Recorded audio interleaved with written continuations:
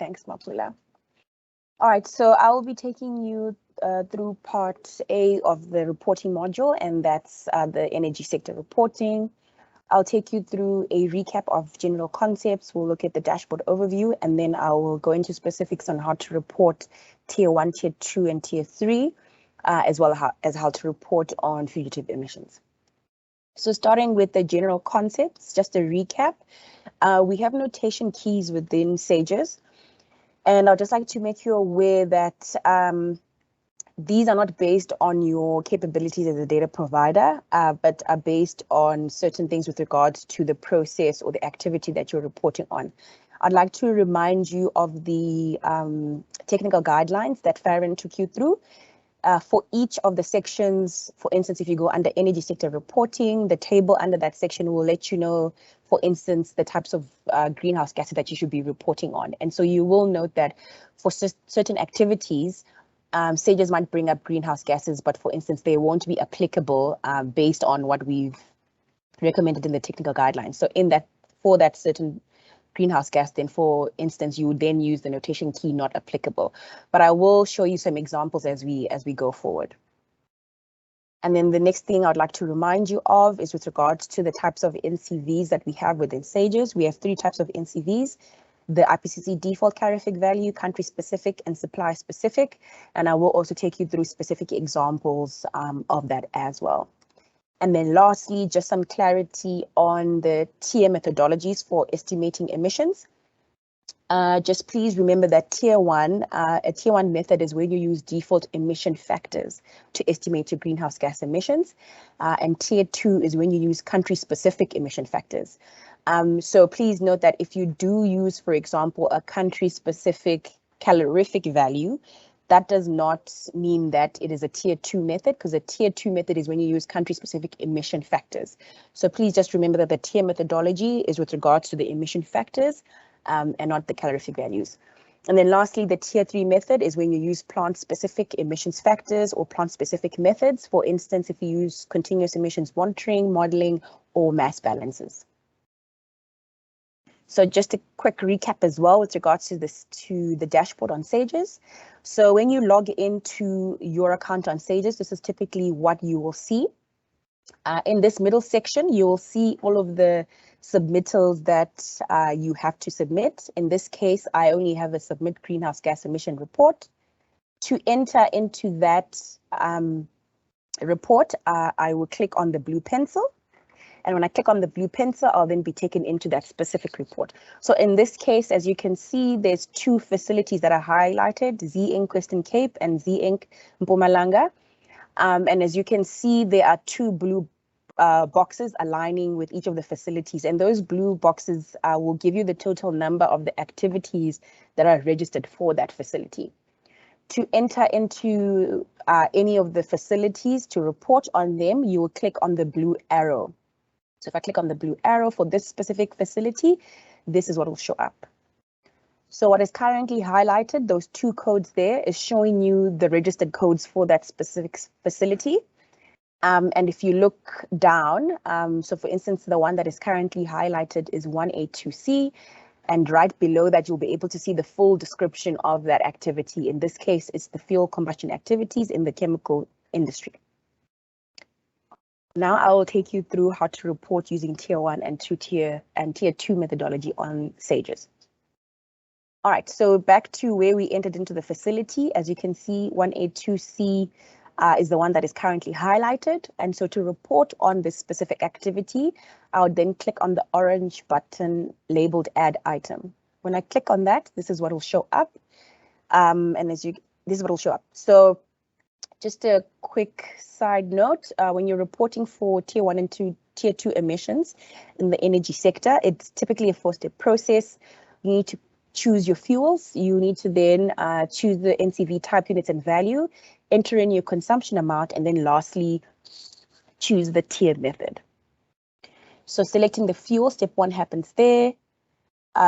NCV units type and value happens there, and then the third one, which is regards to consumption, happens over there.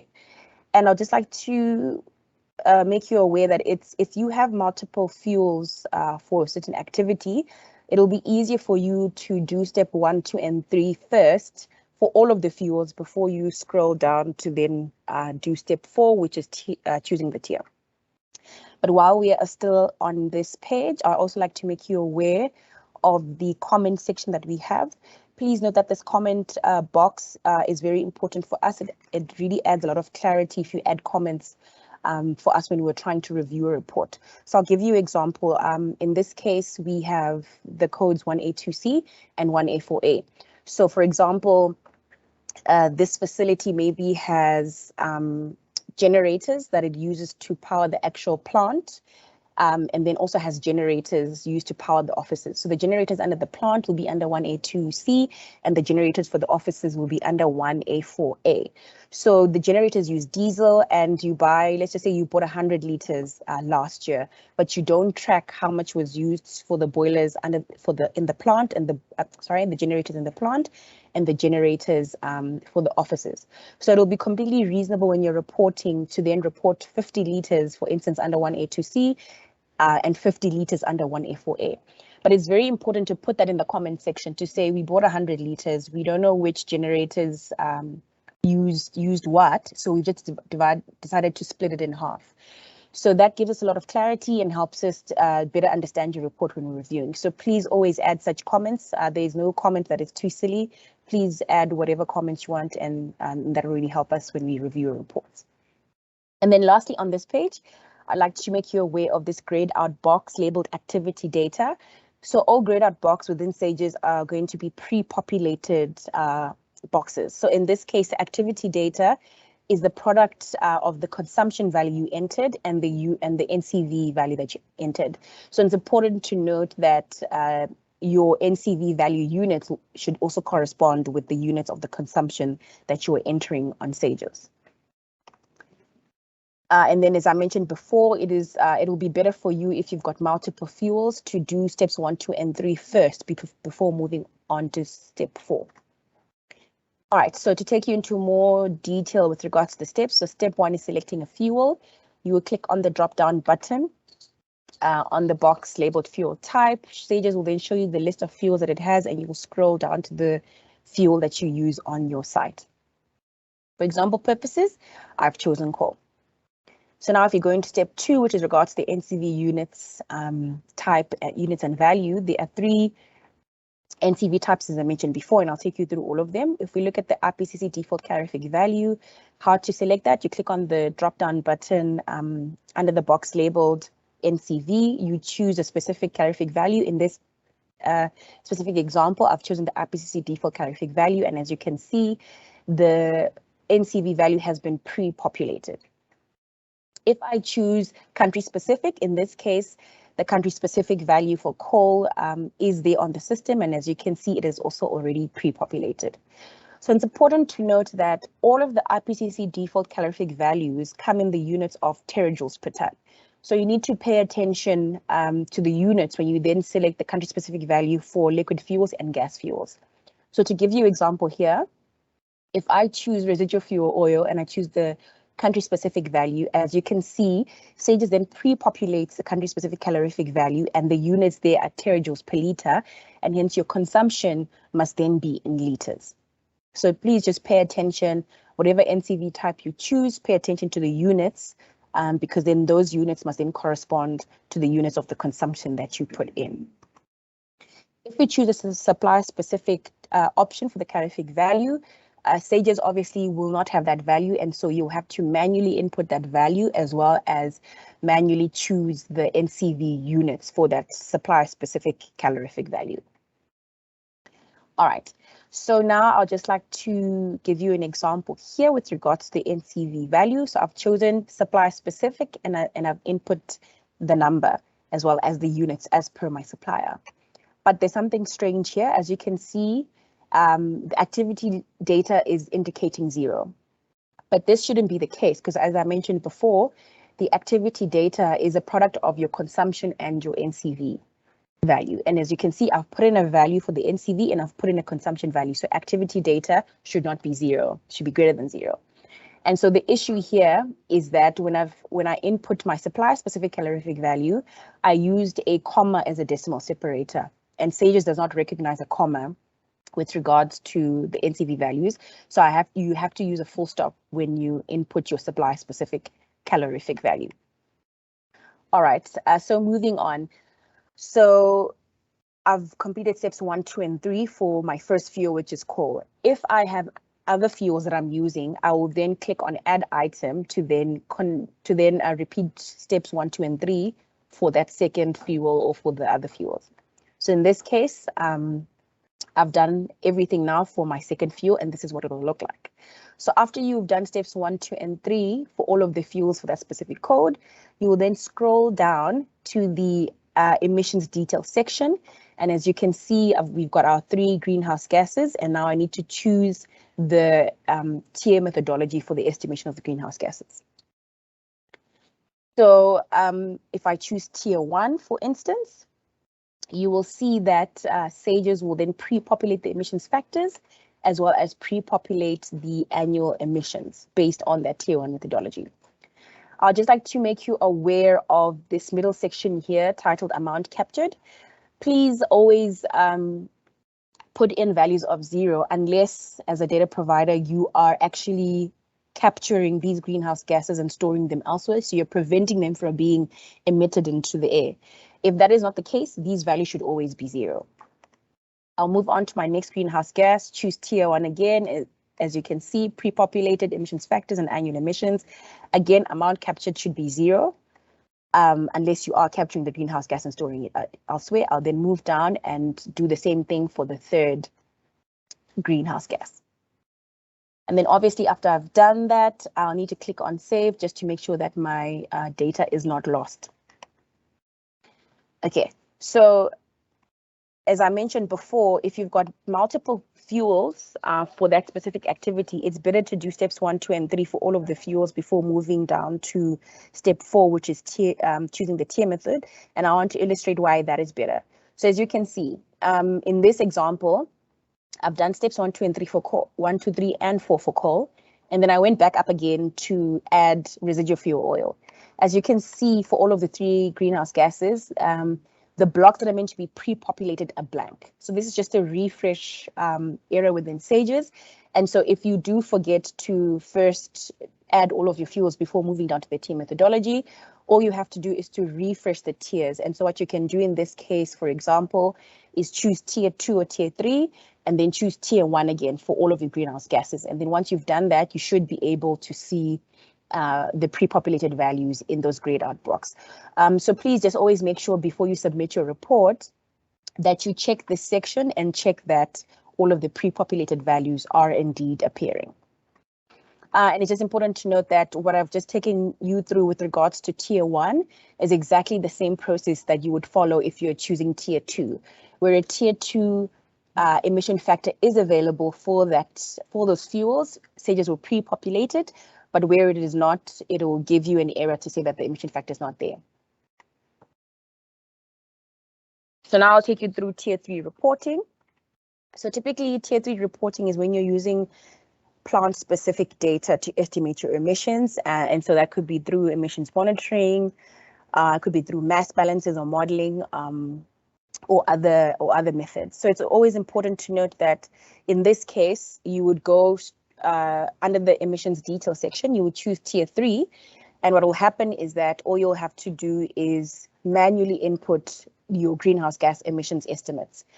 But it's also important to note that with the tier 3 methodology, if you choose that, you must always attach your supporting documentation of how you estimated those emissions.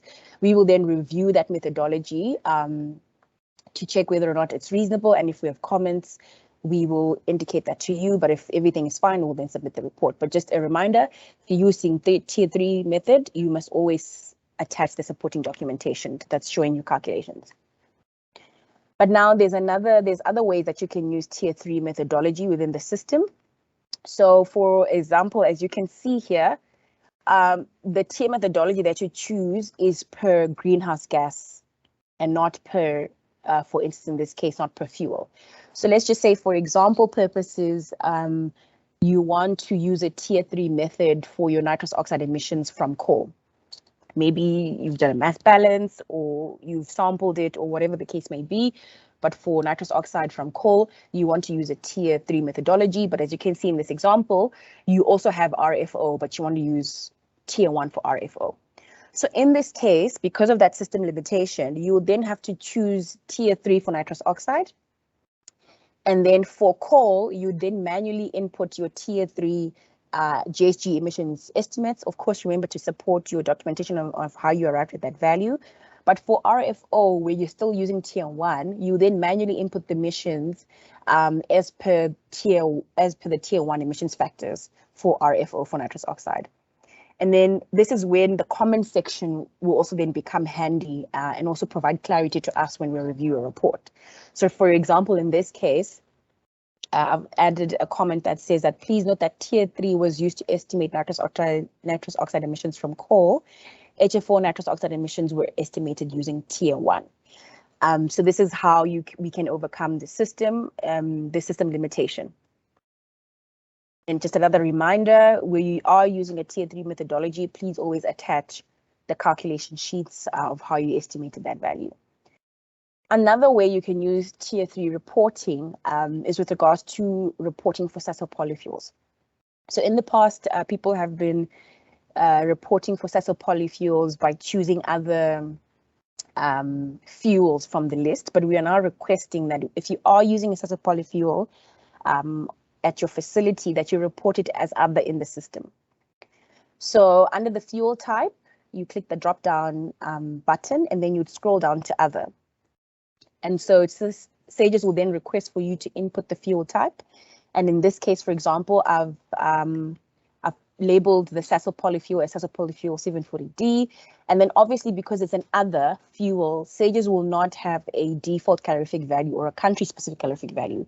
So you always have to choose supply specific calorific value. And in this case, I've put in a calorific value.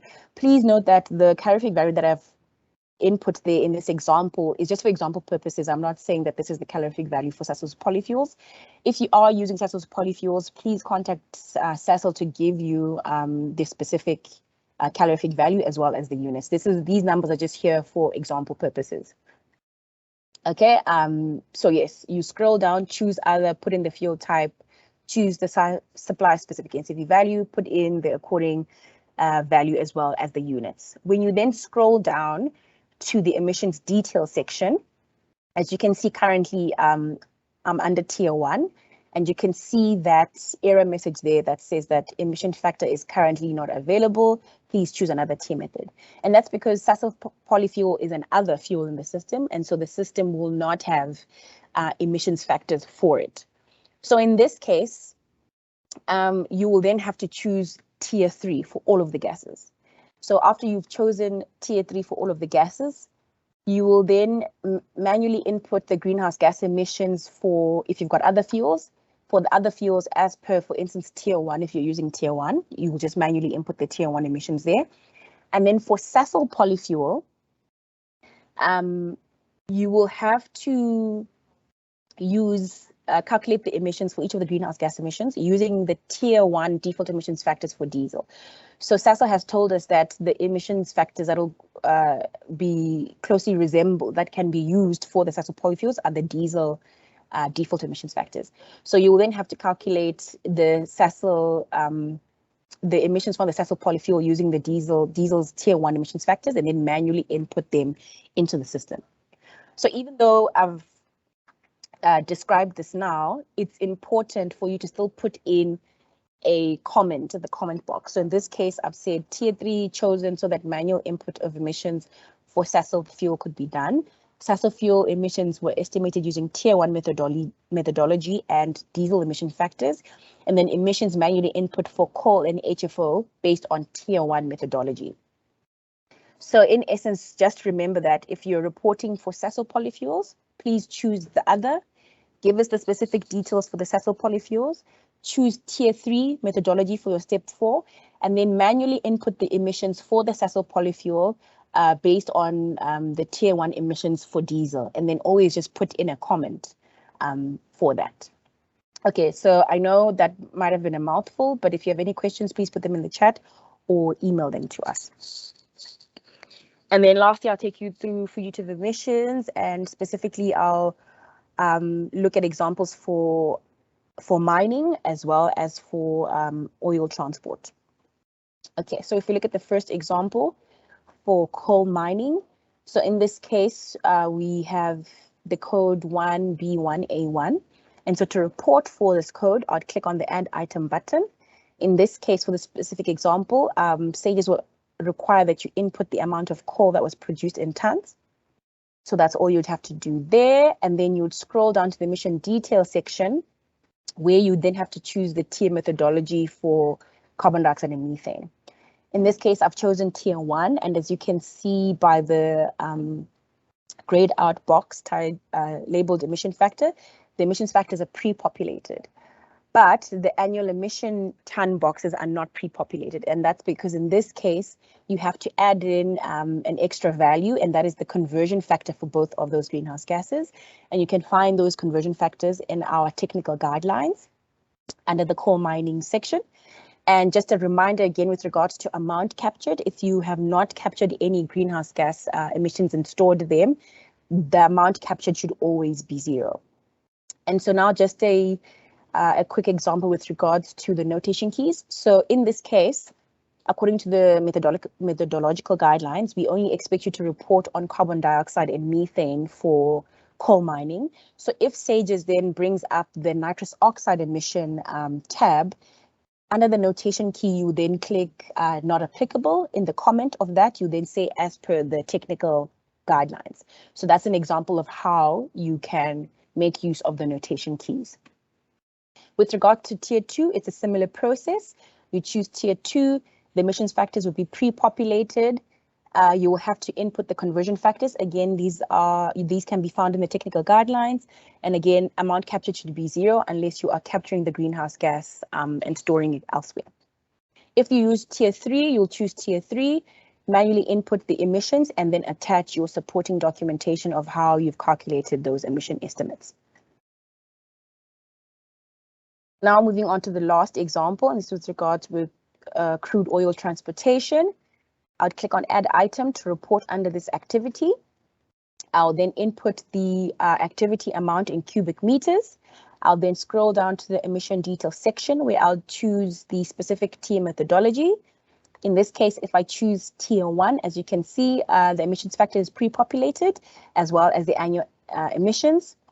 Again, in this case, according to the technical guidelines, we only are expecting you to report on carbon dioxide and methane. And so if nitrous oxide does pop up, you would choose the notation key of not applicable, and your comment would be as per the technical guidelines. So just remember, if you're reporting on tier 3, you always need to attach the documentation on how you arrived at those emissions.